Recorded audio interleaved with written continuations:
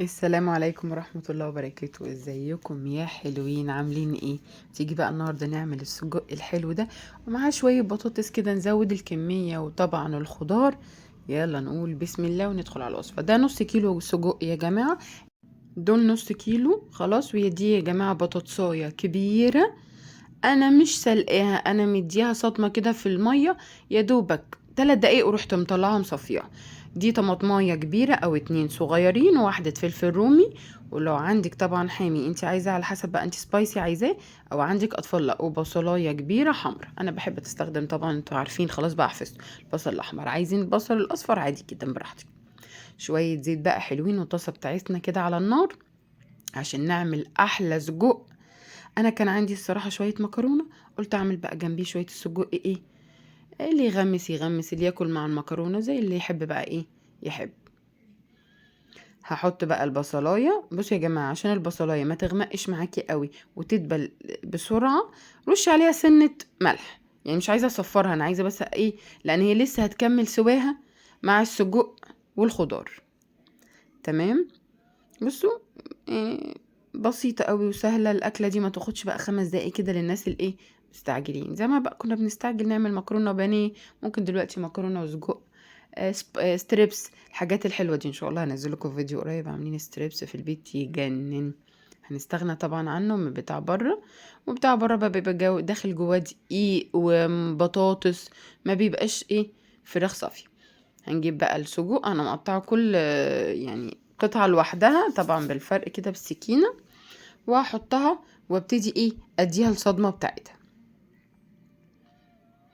في حاجة كمان يا جماعة، السجق بيبقى فيه توابل طبعا، انت جايباه من عند جزار مضمون، جايباه بقى مستورد يعني. طبعا ده مش بيبقى حجر على حد ان هو يجيب حاجة الغالية، لان كل واحد وظروفه يعني، وربنا يرزق الجميع يا رب ويوسع علينا اجمعين بأمر الله.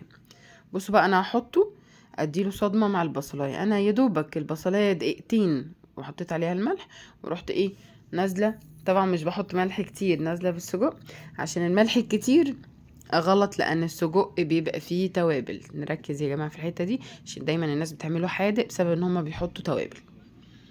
تمام. هديله بقى الصدمة بتاعته، والخضار والبطاطس اهي ايه محضراهم جنبي. طبعا انا عايزة اديله الصدمة عشان لونه ايه يغير، ياخد لون حلو كده من بره، ونكمل باقي السواه. بصوا بقى يا جماعه كده خلاص خد اللون الحلو اهو جميل. تمام. ابتدي بقى ايه انزل بايه بالخضار. بصوا جميل ازاي يا جماعه. عايزه افكركم اللي ما اشتركش في القناه يشترك ويفعل الجرس، ويكتب لي في كومنت حلو كده بيتابعني منين وايه رايه في الاكله ونفسكم نعمل ايه مع بعض. وما تنسوش شير شير شير. بس يا جماعه كنت بوريكم البطاطس ماسكه نفسها خالص، لان هي لسه برضو هتكمل سوا مع السجق. هحط بقى الطماطم والفلفل. عندك بقى خضار الوان حطي، فلفل الوان ولا ايه، سوري اسفه يا جماعه. عندك اصفر اخضر احمر، مفيش مشكله. اللي موجود عندك ما شاء الله هيبقى طعمه حلو. انا ما كانش عندي، كنت عايزه اعمل اي حاجه سريعه جنب المكرونه، فاللي كان عندي الفلفل الرومي والحامي. انا طبعا حطيت بس فلفل حراق، مش حطيت كتير قوي، حطيت حاجه بسيطه. وهفضل برضو اديهم الصدمه بتاعتهم شويه. طبعا الطماطم يا جماعه هتنزل ميه، انتي عايزة تزودي مية حاجة بسيطة زودي، بس اللي يفضل لا. يعني انا سويتها بصي، طماطم بتنزل ميتها والبصل والخضار والكلام ده كله. بس خلاص انا كده شايفة ان هو استوى، وفضل عليه ثواني واطفيه، اروح منزلة بالبطاطس، لان انا مش عايزاها تبقى برضو مهرية، عايزاها تطلع ايه مكعباتها حلوة كده وسليمة. طريقة سهلة جدا وبسيطة، وتقدري تعمليها بقى الصبح بالليل، اي وقت عايزة حاجة سريعة جدا. سندوتشات خارجة انتي والاولاد في النادي، تتعمل سندوتشات، والبطاطس مع السندوتشات بتبقى جميلة جدا على فكرة، مع السجقية كده في الرغيف بلدي فينو، زي ما تحبي. شوية طحينة جنبها وتبقى زي الفل.